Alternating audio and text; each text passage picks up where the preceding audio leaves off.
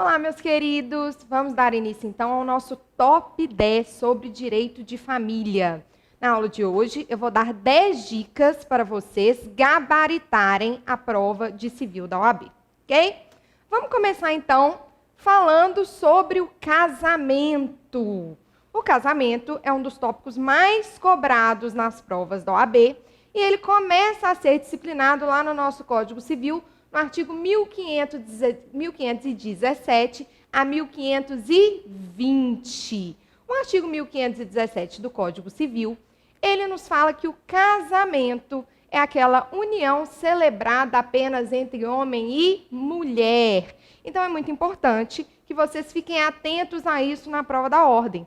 Embora a gente saiba que hoje em dia já é possível constituir uma união estável entre pessoas do mesmo sexo, em alguns lugares já é possível até mesmo o casamento civil ser celebrado entre pessoas do mesmo sexo, não houve alteração na nossa lei civil. Então, o Código Civil continua ainda disciplinando o casamento apenas entre homem e mulher.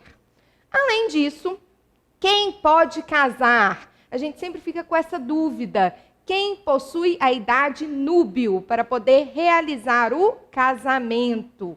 Então, o Código Civil me fala que o casamento é permitido para os maiores de 16 anos, mas os maiores de 16 anos só podem casar com autorização dos pais.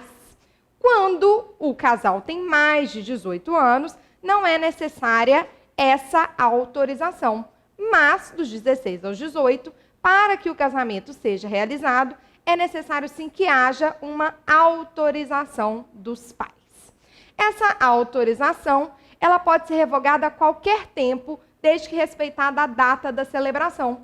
Então, funciona da seguinte forma. Eu tenho um casal de menores, não é isso? A gente sabe que a idade núbil é a partir dos 16 anos. Vamos imaginar que eu tenho um casal de 17 anos. Eles vão precisar da autorização dos pais para casar? Vão precisar da autorização dos pais para casar, sim. Porém, essa autorização não é irrevogável. Ela pode ser revogada a qualquer tempo, desde que respeitada a data da celebração. Só os pais podem dar essa autorização? E se os pais se denegarem a dar autorização para o casamento? Caso os pais se neguem a dar essa autorização pode ser suprimida pelo juiz, mas apenas se ela for injusta, ok? E, Carol, há alguma hipótese em que se permite o casamento, mesmo sem que seja alcançada a idade núbil, que nós já vimos que é de 16 anos? Assim, uma única hipótese prevista ali no nosso artigo 1517, que é para evitar imposição ou cumprimento de pena criminal ou em caso de gravidez. Em relação aqui à imposição de pena criminal, tomem um pouquinho de cuidado, porque embora isso esteja na nossa legislação civil, se for menor de 14 anos, nós temos aquele dispositivo da lei penal que nos fala que é crime. Então, muito cuidado, embora aqui, na nossa parte civilista, ainda seja uma forma de evitar a imposição de sanção penal. Ok? Essa foi a nossa primeira dica para a gente já entrar no clima aí em relação a casamento. Dentro do nosso tópico ainda do casamento também, que despenca na prova da OAB, e a gente sabe que se um tema despenca na prova da OAB, a gente tem que estar preparado. E como que a gente está preparado? É com um guarda-chuvinha qualquer? Não, é estudar. Então, outro tópico que despenca, a nossa dica número 2, é em relação aos impedimentos. Nós temos algumas pessoas que não podem casar, não podem realizar aquele ato solene do casamento civil, que a gente sabe que tem que ser feito publicamente, de portas abertas, com testemunhas e etc. Quem são essas pessoas que não podem casar? Vamos dar uma olhadinha aqui. São 7 as pessoas que não podem casar e você tem que decorar, porque isso despenca na sua prova. Primeira hipótese. Os ascendentes com os descendentes. Então, pai não pode casar com filho, avô não pode casar com neto, e assim por conseguinte. Os ascendentes com os descendentes não podem realizar um casamento. E esse parentesco pode ser tanto natural quanto um parentesco civil. A mesma coisa com os afins em linha reta. Os afins em linha reta também não podem se casar, eles são impedidos. Nossa terceira hipótese de quem não pode casar de jeito nenhum é o adotante com quem foi cônjuge do adotado e o adotado com quem o foi do adotante. Gente, eu não sei se vocês já ouviram falar, tem uma fofoca, eu gosto de trazer aqui para o mundo jurídico, aquela hipótese daquele cineasta famoso, do Woody Allen, que acabou casando, não é isso? Com a filha adotada da pessoa que era sua esposa. Isso pode? No Brasil não pode. Esse casamento não seria reconhecido por causa do nosso terceiro tópico aqui. O adotante com quem foi cônjuge do adotado e o adotado com quem o foi do adotante. Quem mais não pode casar? Os irmãos também não podem casar, seja unilaterais ou bilaterais. O que quer dizer isso? Unilaterais é quando eles têm apenas um genitor em comum e bilaterais é quando eles têm os dois genitores em comum. E demais colaterais até terceiro grau, inclusive. Então, a gente tem aí aquela hipótese do primo que não pode casar. Claro que hoje em dia a gente tem aquela possibilidade do exame de fenotipo para ver se o casamento entre primos é possível. Mas aqui, por disposição expressa de lei, os colaterais até o terceiro grau não podem realizar o casamento. O adotado com o filho do adotante, não é isso? Por quê? O adotado com o filho do adotante aqui, eles são irmãos, mas não biológicos, mas por um parentesco civil. Não podem se casar. As pessoas casadas, porque constitui o que nós conhecemos como crime de bigamia. Então, se você é casado, você tem que primeiro realizar o divórcio para que você possa casar novamente. Lembrando que hoje em dia a gente não tem mais aquela necessidade de primeiro ter a separação judicial para depois esperar um prazo de 1 ano, 2 anos para que haja realização do divórcio. Hoje em dia, se as partes não querem mais continuar casadas, elas podem se divorciar diretamente através do que a gente chama de divórcio direto.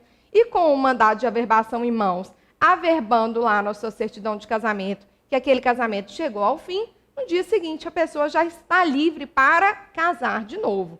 Enquanto isso não for feito, não pode casar. E a nossa sétima hipótese, o cônjuge sobrevivente com um condenado por homicídio ou tentativa de homicídio contra o seu consorte. Gente, olha que loucura essa nossa sétima hipótese, assim. Eu não, né? Vamos colocar outra pessoa aqui.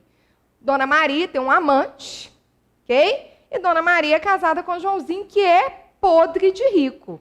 Dona Maria combina com seu amante e fala o seguinte: vamos matar Joãozinho, porque eu fico com herança, fico rica, e vou viver com meu amante lá em Cancún. Nós vamos viver felizes, ninguém vai descobrir que nós matamos Joãozinho.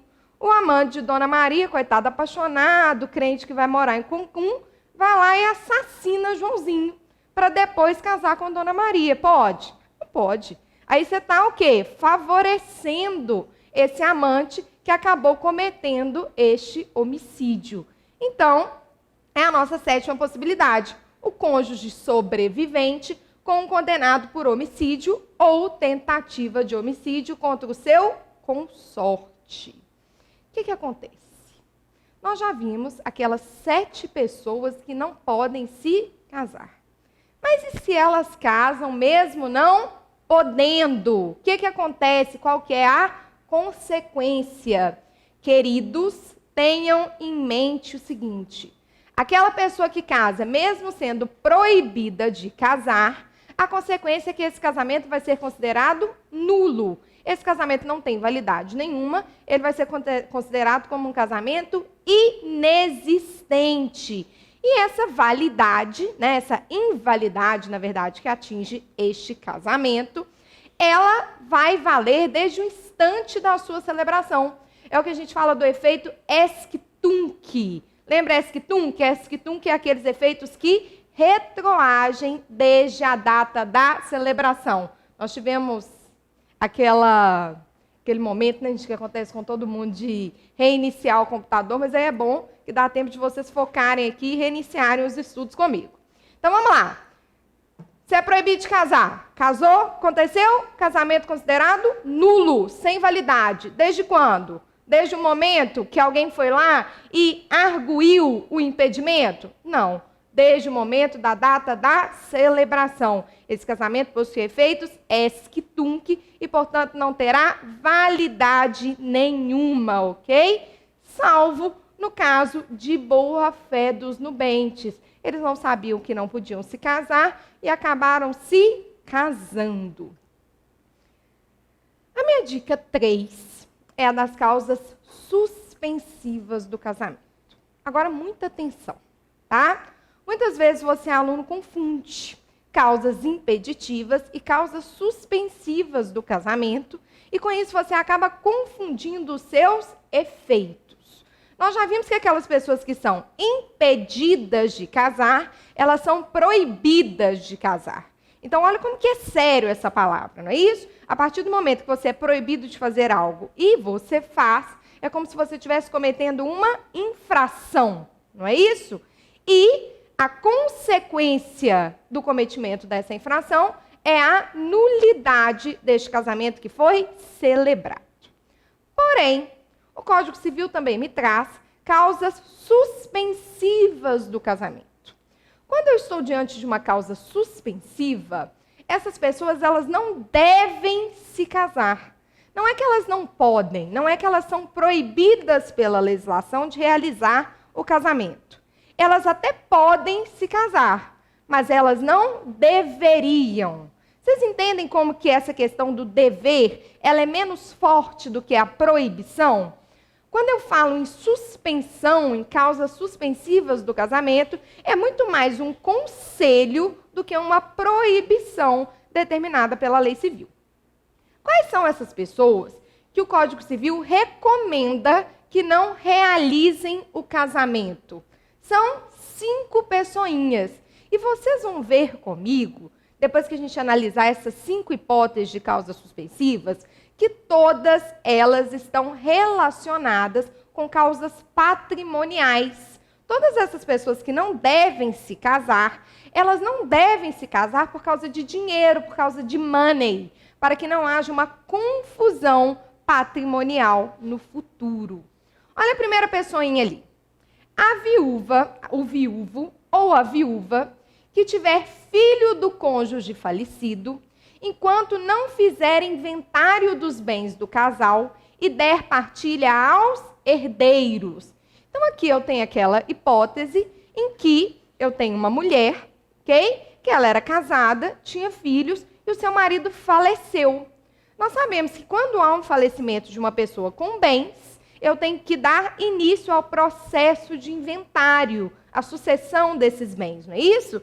E no processo do inventário eu faço a divisão dos bens deixados pelo falecido aos seus herdeiros.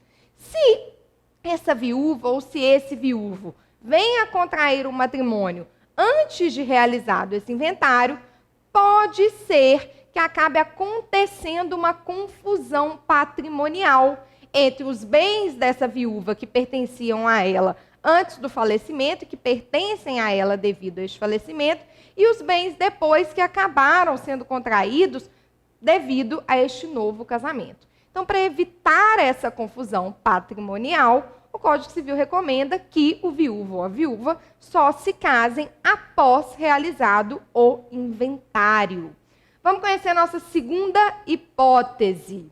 A viúva ou a mulher cujo casamento se desfez por ser nulo ou ter sido anulado até 10 meses depois do começo da viuvez ou da dissolução da sociedade conjugal. Acreditem ou não, pessoal, mas essa segunda hipótese, esses 10 meses não estão aí à toa, não. Esses 10 meses eles estão relacionados com gravidez, com baby. Então, recomenda-se esperar esse prazo de 10 meses até para poder se descobrir a paternidade do bebê. A gente sabe que hoje em dia isso daqui não é tão necessário mais, que nós temos outros meios de descobrir-se quem é o pai de uma criança, não é isso? Eu não preciso esperar 10 meses depois que o meu casamento foi considerado nulo ou anulado, ou 10 meses depois que eu me tornei viúva, para poder contrair novas núpcias em virtude de filho. A terceira hipótese, o divorciado, enquanto não houver sido homologada ou decidida a partilha dos bens do casal. Ué, Carol, pode isso? A pessoa ela pode se divorciar judicialmente e ainda ter partilha dos bens pendente? Pode, ok? Muitas vezes o casal ele já quer se divorciar mais rápido, ele já quer resolver essa questão do divórcio, até para casar novamente, etc., para ficar livre e desimpedido, mas ainda não chegou a um consenso em relação a essa divisão dos bens. Então, o que esse casal faz? Ele apenas se divorcia e deixa a ressalva ali na petição inicial que a partilha dos bens será tratada em uma ação autônoma. Então, essa partilha dos bens ainda não foi solucionada. Eles estão divorciados? Sim, mas a partilha dos bens ainda não foi feita. Por isso que se recomenda a esses divorciados que não contraiam novas núpcias até que a partilha dos bens seja realizada. Olha essa outra hipótese que eu já comentei com vocês, da confusão patrimonial. E a nossa última pessoinha aqui, o tutor ou o curador e os seus descendentes, ascendentes, irmãos, cunhados ou sobrinhos, com a pessoa tutelada ou curatelada, enquanto não cessar a tutela ou a curatela e não estiverem saldadas as respectivas contas. Nós sabemos que o que diferencia a tutela e a curatela é a questão da idade, não é isso? A tutela é quando é designado um tutor para cuidar das contas, para cuidar do patrimônio de menores. Geralmente, esses menores acabaram perdendo seus pais, acabaram perdendo seus responsáveis, e então é designado um tutor para poder gerenciar o patrimônio destes menores. Já a curatela, ela é designada para pessoas maiores, mas que não estão plenas, elas não têm a capacidade plena para realizar os atos da vida civil. Então é determinado um curador para que auxilie a realizar esses atos da vida civil. Sempre quando há um gerenciamento de patrimônio, tanto o tutor quanto o curador, ele tem que prestar contas do gerenciamento deste patrimônio.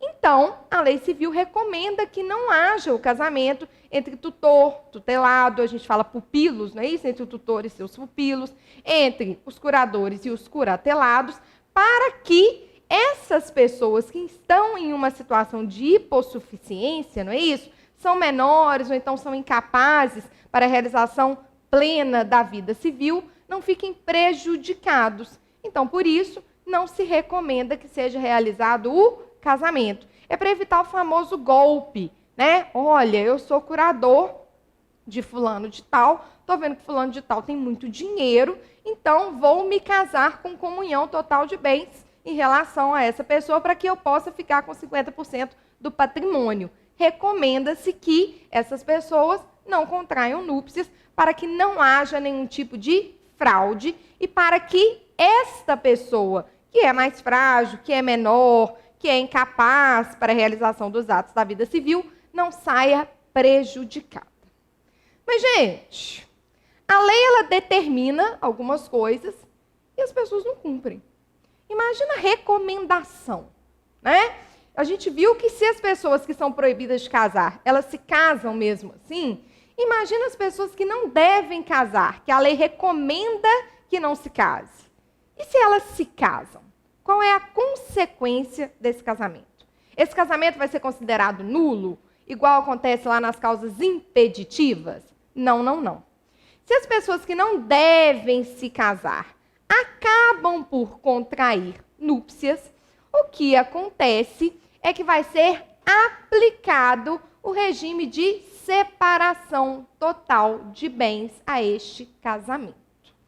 Porém, a própria lei civil determina o seguinte, que é permitido aos nubentes solicitar ao juiz que não lhe seja aplicada as causas suspensivas, ou seja, que não lhe seja aplicado esse regime obrigatório de separação de bens, previstos lá nos incisos 1, 3 e 4, que foram aquelas hipóteses que a gente viu, provando-se a inexistência de prejuízo. A inexistência de prejuízo para quem? Para aquele filho do viúvo, que é o herdeiro, para o ex-cônjuge e para a pessoa que está sendo tutelada ou curatelada.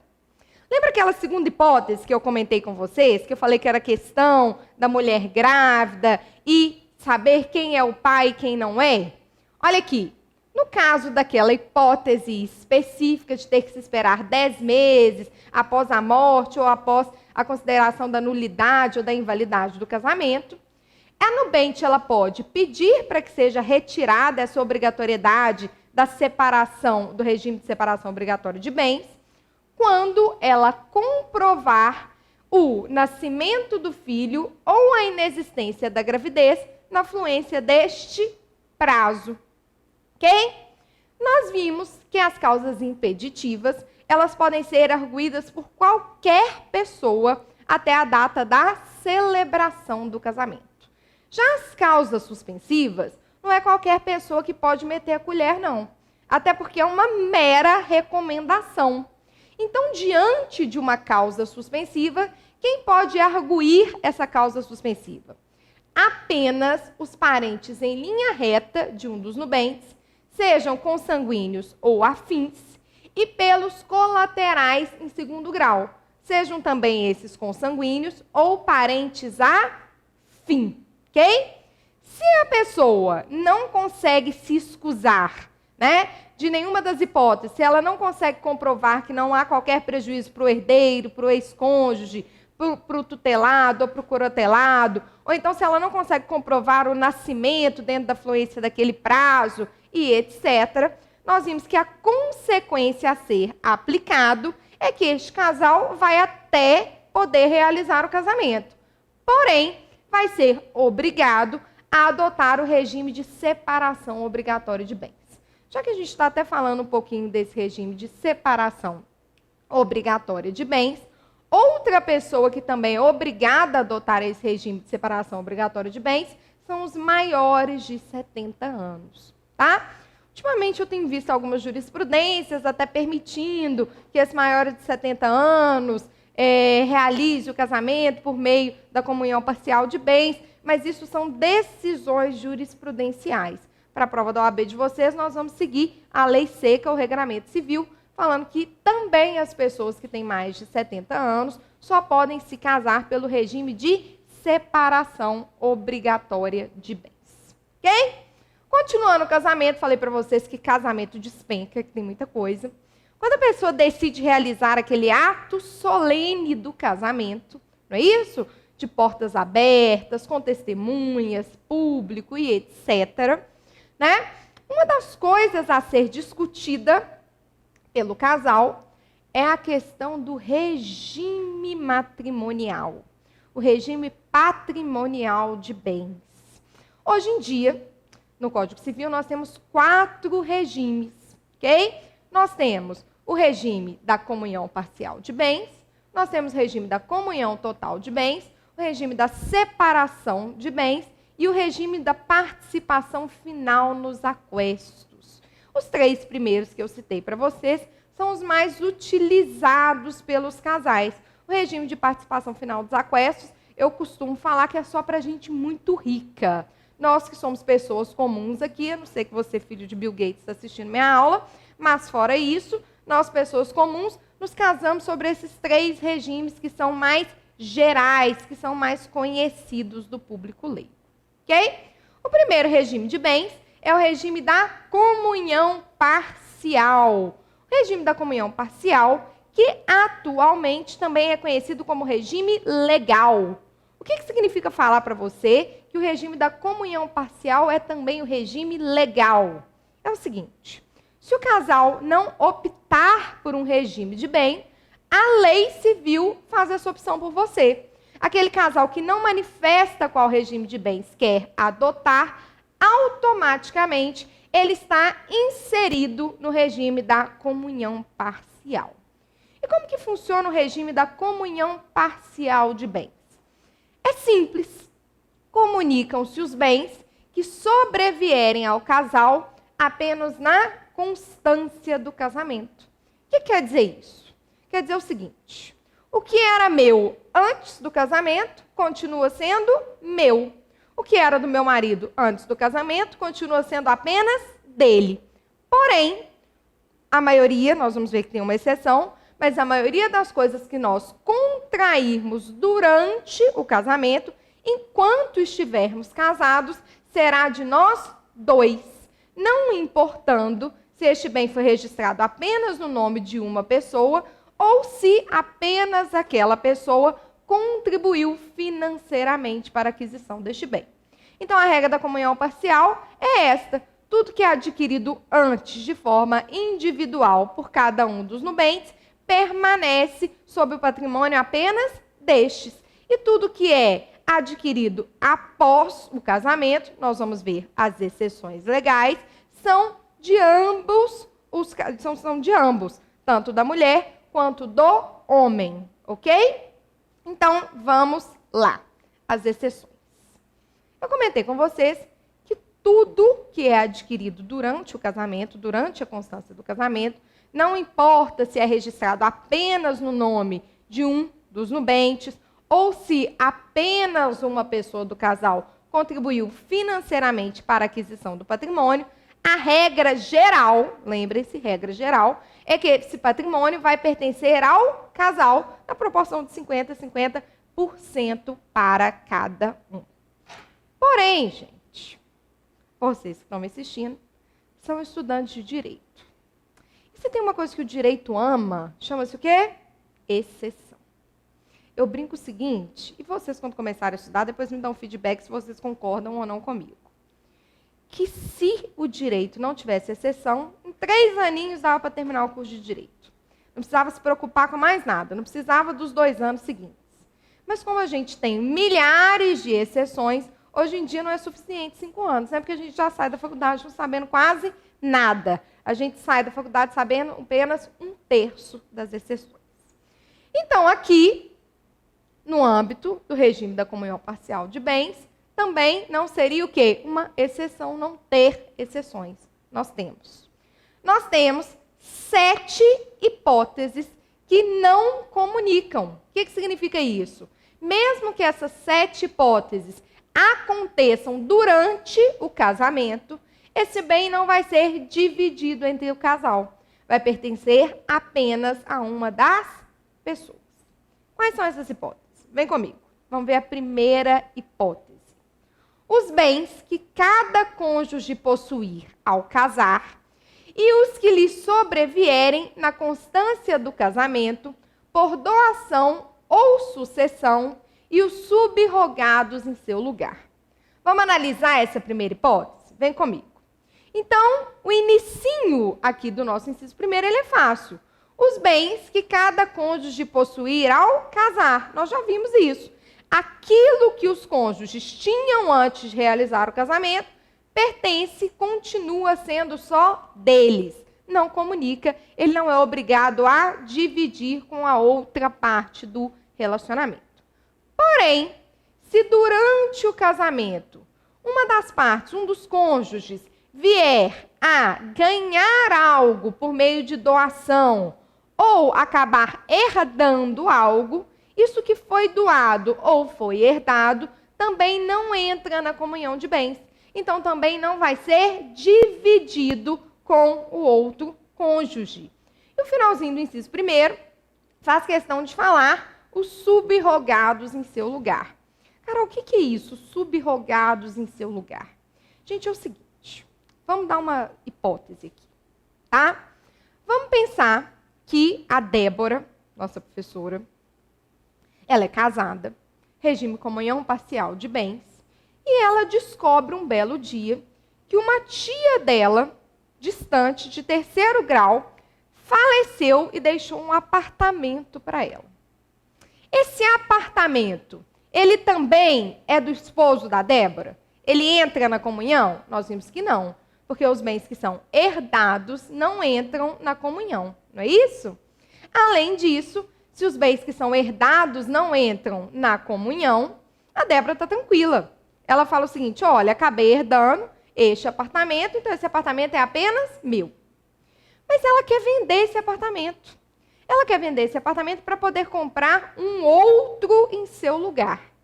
Este apartamento que ela compra no lugar, ele entra na comunhão? Esse novo apartamento ele foi doado? Não. Esse novo apartamento foi herdado? Também não. Mas esse novo apartamento é o que a gente fala de subrogado em seu lugar. Ela só pode adquirir este novo apartamento em virtude do imóvel anterior que ela recebeu por meio de sucessão. Claro que você que está fazendo o exame da ordem, provavelmente depois vai advogar, tem que tomar algum cuidado, tem que dar umas dicas para os seus clientes, né? Avise o seu cliente para ele deixar isso registrado no registro de imóveis, ou deixar isso registrado por meio de um contrato, que aquele novo imóvel que está sendo adquirido é fruto de uma subrogação. Né? Porque depois, para comprovar perante o juízo que esse imóvel não faz parte da partilha, dá mais trabalho. Se você já deixa lá escrito que aquele imóvel é fruto de uma subrogação, fica mais tranquilo. Ok? Outra situação que não entra na comunhão parcial de bem. Os bens adquiridos com valores exclusivamente pertencentes a um dos cônjuges em subrogação dos bens particulares. Essa é bem parecida com a hipótese anterior que eu comentei com vocês. Nós vimos que tudo que foi adquirido antes do casamento não comunica, não é isso? Então, antes de casar, eu tinha um carro. Durante o casamento, eu vendi esse meu carro anterior para comprar um novo. Esse novo carro que eu comprei durante a constância do casamento, ele entra na divisão dos bens? Também não vai entrar, porque, como a gente conversou anteriormente, ele é fruto de uma subrogação. Terceira hipótese, as obrigações anteriores ao casamento. Nossa, estou preocupada. Sabe por quê? Meu marido, gente, viciado em compra na internet. Black Friday para ele tá uma loucura. Entra na internet, quer comprar tudo. Aí eu falo, Jesus Cristo, vou averiguar a vida dele, tem dívida demais. Fala, eu não sou louca. Vou casar um regime de comunhão parcial de mês com essa pessoa que está lotada de dívida, para eu me lotar de dívida também? Gente, minha dica, assim, pessoal, é não case. Mas minha dica em relação a civil é não tem problemas, não se preocupe. Porque as suas obrigações foram contraídas quando? Anteriores ao casamento. Então, fica lá despreocupado, porque os bens comuns não vai atingir. Ok? Quarto, as obrigações provenientes de atos ilícitos, salvo reversão em proveito do casal. Ok? Aí eu vou dar 2 exemplos para vocês. Um exemplo mais simples e um exemplo mais complicadinho aí, que vai implicar nessa reversão em proveito do casal. Primeira hipótese. A gente sabe que eu posso ter obrigações alimentares, que nós vamos conversar sobre elas, decorrentes de relações familiares, mas que eu também posso ter obrigações alimentares que são decorrentes do quê? Da responsabilidade civil. Ok? Então, imagine você que o seu marido, um belo dia, estava dirigindo e acabou atropelando um pai de família e impossibilitando, incapacitando esse pai de família para o labor. Esse pai de família entra com uma ação indenizatória e acaba ganhando direito a uma pensão alimentícia pelo um prazo, por exemplo, de 30 anos, que seria o tempo que ele ainda tinha de trabalho. Durante 30 anos, o seu marido mensalmente vai ter que pagar um valor, uma pensão alimentícia, para que essa pessoa quem ele atropelou, essa pessoa cujo, foi atingida pelo ato ilícito do seu marido, não seja prejudicado. Você vai ser obrigado a pagar essa pensão alimentícia? Essa pensão alimentícia, caso não seja paga, um bem que é apenas seu ou parte da sua meação, vai poder ser atingida por uma penhora? Não. Porque nesse caso, você não teve nenhuma reversão a seu proveito. O que significa falar isso, reversão ao seu proveito? Você não foi beneficiado por esse ato ilícito. Ao contrário do nosso segundo exemplo. Ok? Você é noiva de um traficante. É uma coisa horrível, gente, mas acontece, né? Enfim. Você está aí, noiva de um traficante, vivendo vida boa, ostentação, não é isso? Lembram? Você, gente, pensei que agora é Bibi Perigosa. É você. Ok? Lembram de Bibi Perigosa? Eu sei que vocês lembram. Estavam lá no morro, bombando, com o Rubinho. Vocês lembram que naquela época a Bibi Perigosa estava lá só no champanhe, Bibi Perigosa estava só na casa boa, televisão, plasma, aquelas chiques, curvas, Bibi. E o seu marido estava cometendo um ato ilícito. Rubinho, obviamente, estava cometendo ato ilícito sempre. É condenado e é condenado a devolver o dinheiro que ele acabou prejudicando toda a sociedade. Aí, meu bem, você teve um benefício, você teve um proveito. Então, os seus bens vão acabar sendo atingidos. Você não vai sair ileso dessa história aí, não. Viu, Bibi Perigosa? Embora na novela Bibi Perigosa saiu ilesa, né, gente? Mas na vida real não é fácil assim. 5. Os bens de uso pessoal, os livros e instrumentos de profissão. Barraco. Barraco. Toda vez que tem um divórcio, gente, na hora de casar é assim. Nossos bens, meu bem para cá, meu bem para lá, não é isso? Depois que divorcia, é meus bens para cá, meus bens para lá. E muitas vezes tem o seguinte barraco, eu vou levar seus livros. Você vai ver, eu vou pegar seu computador, porque você comprou o seu computador quando a gente estava casado. Você acha que eu não sei que esses são instrumentos aqui de médico, medicina? Você, quando estava casado, comprou tudo comigo, então 50% é meu? Não, não, não. Os bens de uso pessoal, os livros e instrumentos de profissão. Mulheres, fiquem tranquilas que seu marido não vai poder levar os sapatos no momento de divórcio. Por mais que tenha sido comprado durante o casamento, só seu. Porque espera-se que seja um bem de uso pessoal, só seu. Ok?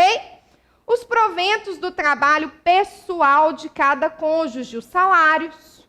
E, por fim, as pensões, meios soldos, montepios e outras rendas semelhantes. Então, aquela pessoa ela recebe uma pensão do INSS, recebe algum tipo de pensão por morte, etc. Nesse caso, a pensão por morte pertence apenas a ela, não vai ser dividida com o cônjuge. Ok? Gente, eu trouxe uma questão da OAB para a gente ver como que essa questão do regime de bens, o regime de comunhão parcial de bens, tem sido cobrado nas últimas provas. Vamos dar uma analisada aqui na questão e depois vocês vão resolver comigo. Ok? Roberto e Ana casaram-se em 2005 pelo regime da comunhão parcial de bens. Então, o regime que nós acabamos de ver.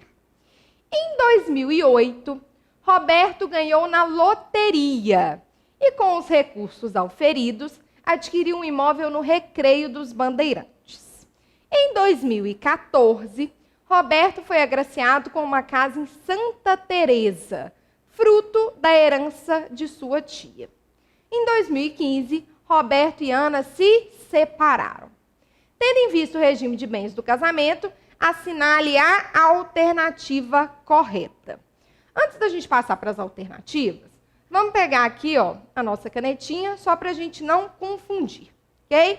Vamos ver aqui se está tudo certinho para a gente. Ligar a canetinha. Então, vamos lá. Nós temos... Não está funcionando, não. Funcionou. Nós temos o primeiro imóvel, que foi adquirido, né, lá no Recreio dos Bandeirantes. Lá no Recreio, perto da Barra. E o primeiro imóvel ali que ele adquiriu foi pelo quê? Foi por causa de uma loteria. Ele ganhou na Mega Sena, foi lá, inteligente, adquiriu o imóvel. E depois o segundo imóvel, no Santa Teresa, não é isso? Ele adquiriu por meio de uma herança. E a nossa pergunta é sobre a sucessão de bens, provavelmente o que vai ser dividido e o que não vai ser dividido no caso de divórcio. Que tá fácil. Nós já vimos que aquilo que é adquirido por meio de herança e o que for subrogado em seu lugar não entra na divisão de bens. Então, nós já sabemos que o imóvel de Santa Teresa não vai ser dividido pelo casal. E o imóvel ali do Recreio dos Bandeirantes, ele vai entrar na divisão? O imóvel adquirido no Recreio dos Bandeirantes vai sim entrar na divisão. Por quê? Porque o imóvel adquirido no Recreio dos Bandeirantes é fruto de loteria. A gente fala que fruto de loteria é aquele que vem aqui, ó, em virtude de bens que chegam sem qualquer fruto de esforço. A gente fala que chegam por fatos alheios. Esses bens adquiridos por fatos alheios, eles acabam sim entrando na sucessão. Então, a nossa hipótese correta é a letra B. Apenas o imóvel situado no Recreio dos Bandeirantes deve ser partilhado. Nós vimos, porque ele é fruto de loteria. Sendo o imóvel situado em Santa Teresa, bem particular de Roberto, porque ele é um objeto de herança. E eu até coloquei aqui para vocês, ó. Regime de comunhão universal importa a comunicação de todos os bens presentes e futuros dos cônjuges e suas dívidas passivas. Aqui a gente já entra na nossa dica 5. Nosso segundo tipo de regime de bens, que é o da comunhão universal. Regime da comunhão universal, regra geral, tudo que era dos nubentes antes das núpcias e tudo que foi adquirido após as núpcias comunica. Então, tudo que é seu é meu, tudo que é meu também é seu, independente do momento da aquisição. Esse que é o nosso regime de comunhão universal de bens. Eu comentei com vocês que hoje em dia o regime legal é o regime da comunhão parcial, mas nem sempre foi assim. No Código Civil de 16, o nosso regime legal era o regime da comunhão universal de bens.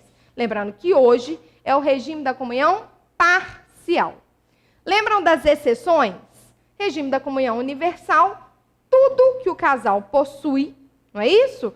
Independente do momento da aquisição, vai, como regra geral, pertencer a ambos. Porém, nós temos algumas exceções aqui. Quais são essas 5 exceções? Vamos lá?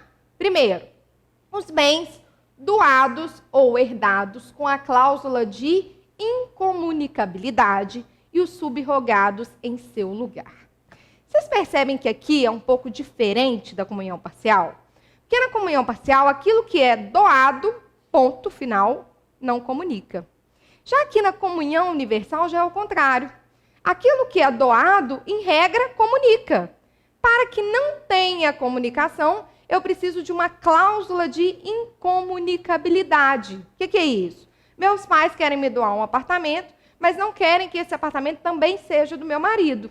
Então, nessa doação, eles trazem essa cláusula de incomunicabilidade. Esse bem não vai ser comunicável. E os subrogados em seu lugar, que nós já vimos o que significa. Segunda hipótese. Os bens gravados de fideicomisso e o direito do herdeiro fideicomissário antes de realizada a condição suspensiva. Então, eu tenho uma condição suspensiva, olha, você só vai herdar este apartamento a partir do momento que você tiver um filho.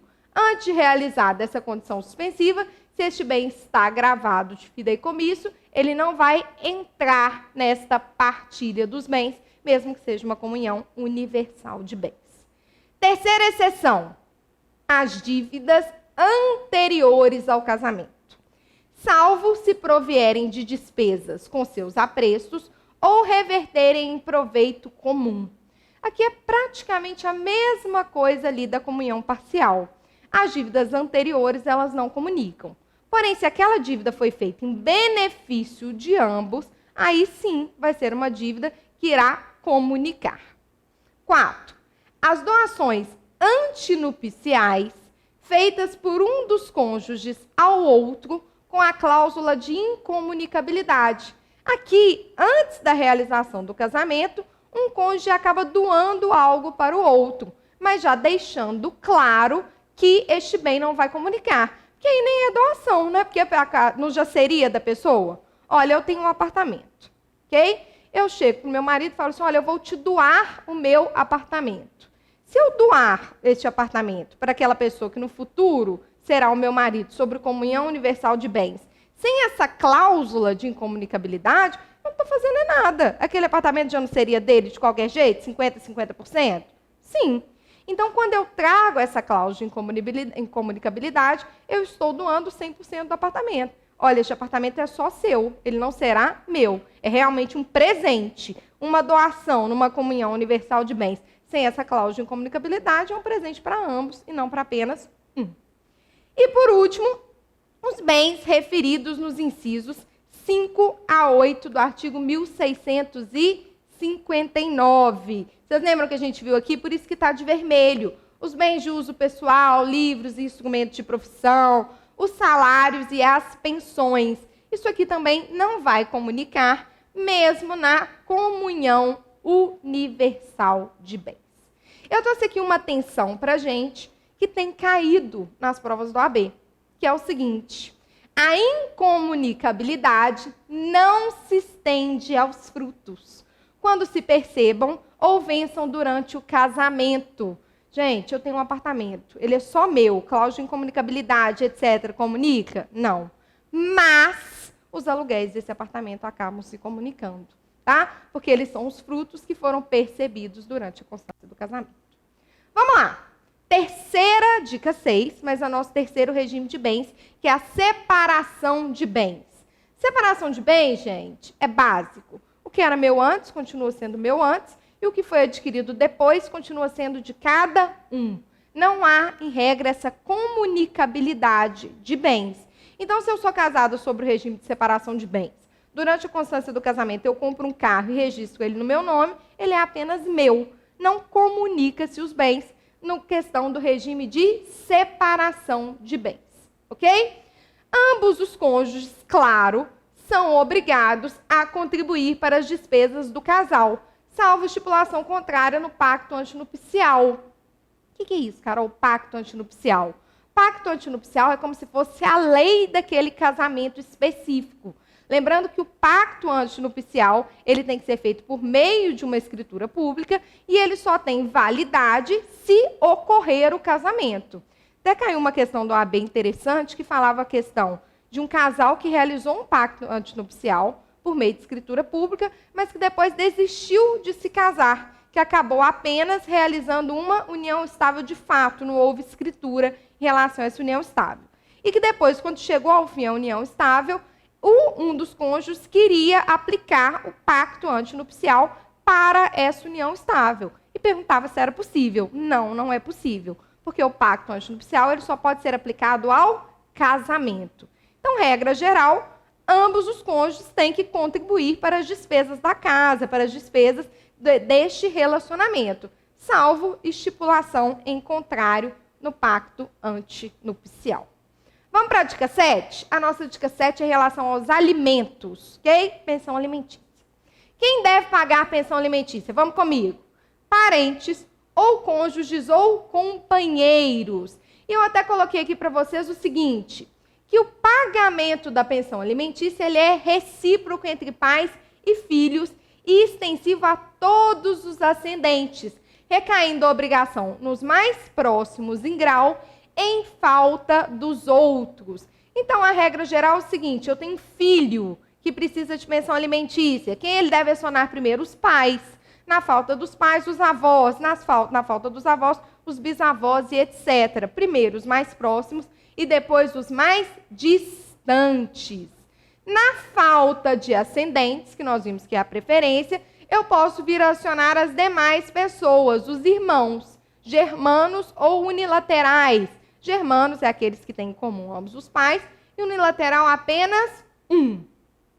Essa terceira hipótese, gente, ela despenca na prova do OAB, e ela está relacionada com o que a gente chama de alimentos avoengos. Olha aqui, se o parente que deve alimentos em primeiro lugar não estiver em condições de suportar totalmente o encargo, serão chamados a concorrer os de grau imediato. Sendo várias as pessoas obrigadas a prestar alimento, todas devem concorrer na proporção dos respectivos recursos. E, intentada a ação contra uma delas, poderão as demais ser chamadas a integrar a lide.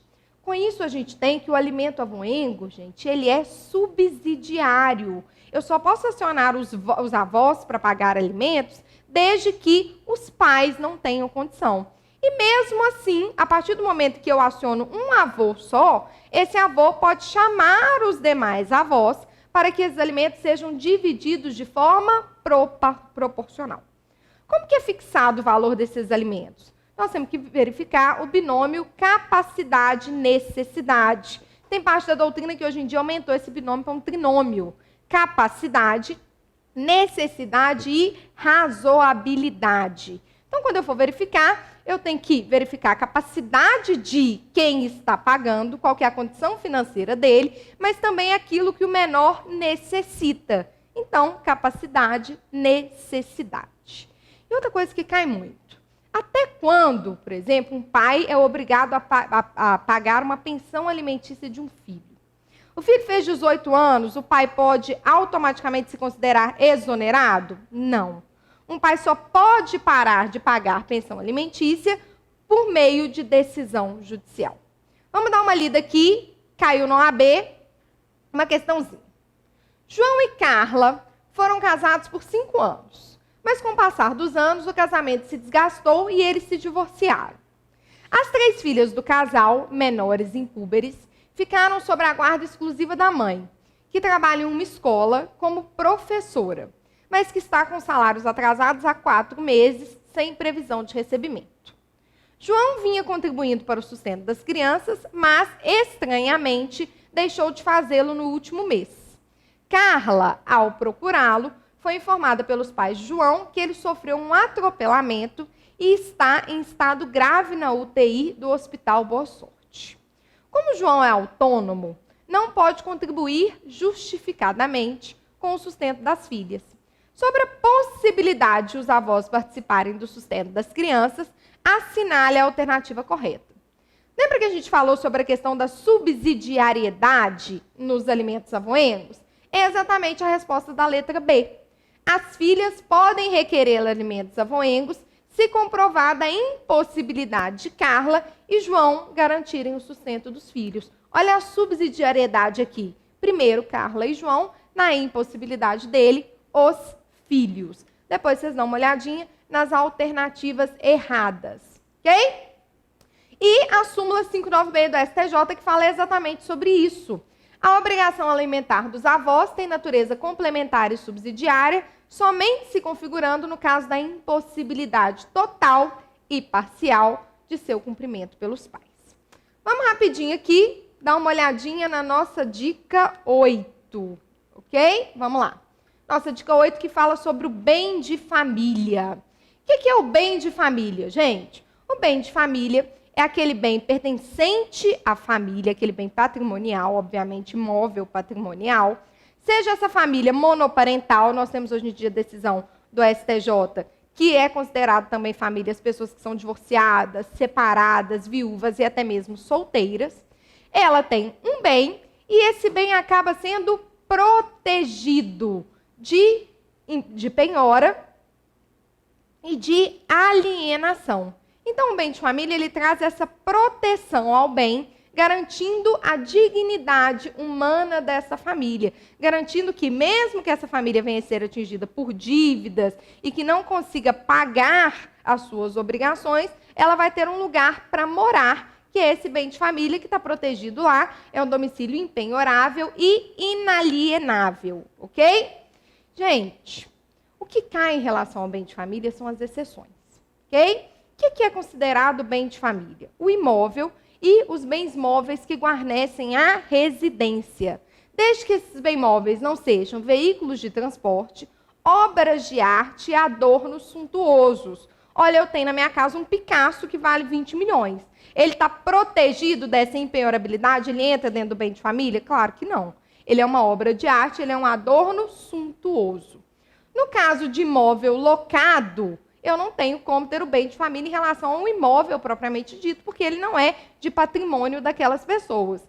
Mas a impenhorabilidade vai se aplicar aos bens móveis que guarnecem a residência e que, obviamente, sejam de propriedade do locatário. Essa impenhorabilidade, em regra, ela é oponível em qualquer processo, seja de execução civil, fiscal, previdenciária, trabalhista ou de outra natureza, salvo se ele movido em situação de financiamento do próprio imóvel. Então, você comprou um imóvel, não deu conta de pagar, esse imóvel pode ser penhorado para o pagamento da dívida? Pode. A mesma coisa em relação à pensão alimentícia e a cobrança de IPTU sobre aquele mesmo imóvel. Se você tem uma hipoteca e deu este imóvel em garantia e você não paga a hipoteca, este imóvel também pode ser penhorado para o pagamento, para a quitação da hipoteca. A mesma coisa se o imóvel foi adquirido como produto de crime ou para execução de sentença penal condenatória, ressarcimento, indenização ou perdimento de bens. E a última hipótese, gente, que despenca em prova, que é a questão da fiança. Eu sempre brinco com os meus alunos que ser fiador é a maior burrice que existe na face da terra. Porque se você tem dívida, o seu imóvel, regra geral, está protegido da sua dívida. Mas se você é fiador de alguém e essa pessoa não paga o aluguel, o seu imóvel não está protegido. Por quê? Porque a questão do bem de família está excluída da obrigação decorrente de fiança concedida em contrato de fiança. Então, muito cuidado em relação a isso. Dica 9, rapidinho, união estável. Embora o Código Civil me fale que união estável é aquela reconhecida como entidade familiar entre homem e mulher, nós sabemos que hoje em dia é permitido, sim, a união estável entre pessoas do mesmo sexo. E a união estável, ela é simples. É aquela união que tem uma convivência pública, contínua e duradoura, estabelecida com o objetivo de constituição de família. Tem prazo? Não. Tá? Antigamente tinha. Né? A pessoa tem que estar no relacionamento por 3 anos, tem que ter coabitação. Hoje em dia tem mais nada disso. Tá? Hoje em dia eu não preciso de um prazo e hoje em dia eu não preciso de coabitação. É plenamente possível que eu possa ter um reconhecimento de uma união estável, mesmo que as pessoas não habitem o mesmo lugar, mesmo que as pessoas não morem juntas, ok? Lembra que a gente viu aquelas pessoas que são proibidas de casar? Elas também são proibidas de constituir união estável. Mas aquelas pessoas que não devem se casar, elas podem sim constituir uma união estável. O não devem se casar não se aplicam à união estável. Embora os que não podem se casar, que são proibidos de realizar o casamento, também são proibidos de realizar a união estável. Quando a pessoa realiza a união estável, ela tem 2 hipóteses. Ou ela pode fazer uma união estável formal, por meio de um contrato de união estável registrado em cartório, e aí ela decide o regime de bens que ela quer adotar. Ela pode adotar qualquer um dos regimes de bens que nós vimos. Mas se essa união estável é uma união de fato, em que não há essa escolha de regime de bens, vai ser aplicado o regime legal, que é o regime da comunhão parcial de bens. E por último, nossa última dica, a questão da guarda. A guarda pode ser unilateral ou compartilhada. A guarda unilateral é aquela que é atribuída a apenas um dos genitores, ou, na ausência desses genitores, alguém que os substitua.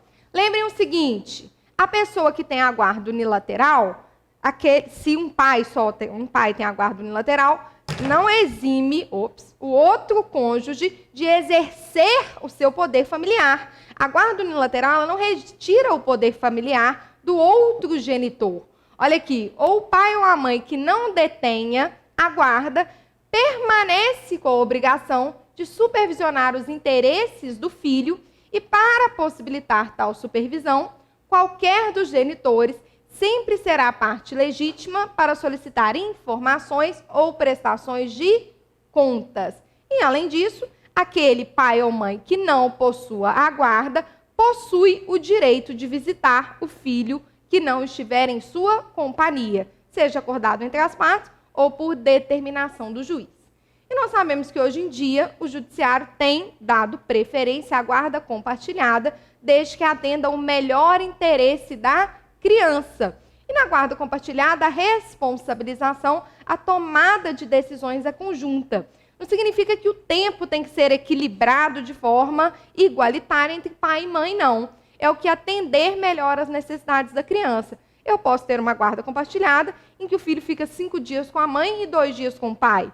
A guarda compartilhada ela está mais na questão da tomada de decisões, do exercício de direitos, deveres e pais e mães de forma conjunta, do que o tempo de convivência ser exatamente dividido de forma igualitária. Tem que ser feito de uma forma equilibrada. E para terminar a nossa aula, vamos ver como que essa questão de guarda caiu na prova da OAB. Augusto e Raquel casam-se bem jovens, ambos com 22 anos. Um ano depois, nascem os filhos do casal, 2 meninos gêmeos. A despeito da ajuda dos avós das crianças, o casamento não resiste à dura rotina de criação dos 2 recém-nascidos. Augusto e Raquel separam-se, ainda com os filhos em tenra idade, indo as crianças residir com a mãe. Raquel, em pouco tempo, contrai novas núpcias. Augusto, em busca de um melhor emprego, muda-se para uma cidade próxima. Respeito da guarda dos filhos, com base na hipótese apresentada, assinale a alternativa correta. Que eu vou ler com você, só para a gente falar um pouquinho sobre aspectos de guarda que eu não tive a oportunidade de adentrar. Primeira hipótese. A guarda dos filhos de tenra idade será atribuída preferencialmente de forma unilateral à mãe. Nós vimos que não, que hoje o judiciário tem preferido pela guarda compartilhada e que não existe mais isso, gente, de preferencialmente à mãe. É aquele que demonstrar melhor capacidade na criação dos seus filhos. A B. Na guarda compartilhada, o tempo de convívio será dividido de forma matemática entre o pai e mãe? Nós vimos que não. A forma deve ser, claro, buscar a ser compartilhada da melhor forma, mas desde que atenda melhor aos interesses da criança. Alternativa C. Um pai ou mãe que contrair novas núpcias perderá o direito de ter consigo os filhos. Olha que loucura. Então, o pai e a mãe estão condenados a uma solidão eterna, não é isso? Se não perdem os seus filhos? Claro que não. O fato de o pai ou de uma mãe contrair novas núpcias não significa que eles vão perder o direito à guarda, nem o direito à visitação. E a D, que foi a que nos sobrou, na guarda compartilhada, a cidade considerada base de moradia do filho será a que melhor atender aos interesses dos filhos. Sim, é possível guarda compartilhada com pessoas que moram em cidades diferentes, sem problema nenhum, e a cidade base vai ser aquela que melhor atende aos interesses da criança. Olha onde a criança estuda, onde a criança tem parte de seus amigos, de sua família. E com isso, nós terminamos o nosso top 10 de direito de família. Eu espero que vocês tenham gostado e força aí para garantir a vermelhinha. Até mais, queridos.